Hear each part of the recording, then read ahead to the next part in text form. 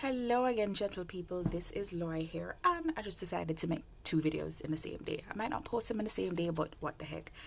This is something else that I thought was relatively inexpensive as well on Amazon. I think it was like $10, and it's called a Paul Reubens watercolor.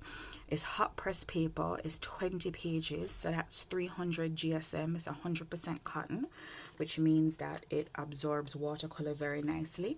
And it came in here. I already opened it. This was the thingy, and this came in there as well. I don't know, you could cut stuff and use it for some collage if you felt like it. But what I thought was really cool, which, oh, hold on, let me find it. This came in the package as well, and what it does is it helps you to, this is the book, the watercolor book. It helps you to separate the pages in the watercolor block. It almost, I think they're probably kind of bit on arches a little bit because it has that same, you know, nice luxurious look as arches. But when you're using a watercolor block, here is where you kind of want to go in, and you can lift the paper, and this little spatula knife thingy will kind of help you to go around and separate the paper. I did another video on how to use a watercolor block, and I'll drop it below.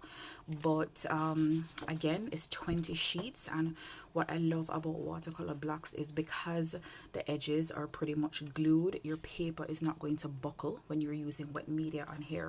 And I haven't used any of this paper yet, but you know, just dealing with paper for such a very long time, I can already tell it's a very nice quality. So I'm going to try it with some watercolor and gouache and keep you updated. And they come in different sizes as well. So again, it's the Paul Reubens set. You can get it on Amazon. It's hot pressed, so that means it's smooth. Cold press is usually what you'll see for watercolor, which tends to have a lot more ridges, but I like hot pressed. I actually like both of them. And the cover, it feels very nice in your hand. It's kind of like a faux leather cover. And what does it say? Shanghai Owen Art Materials Company Limited. So I guess that's who makes it.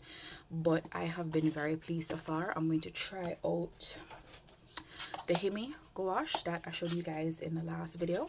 I'm going to try it out on this Paul Reubens thingy, but that's all of this literally comes in there for 10 bucks, which I didn't think was a bad deal at all. So definitely check it out if you want to try a watercolor block, and I think it's a perfect size for traveling. So if you made it to the end, thank you very much for being here. I appreciate your time, your energy, your presence, and I will see you in the next video.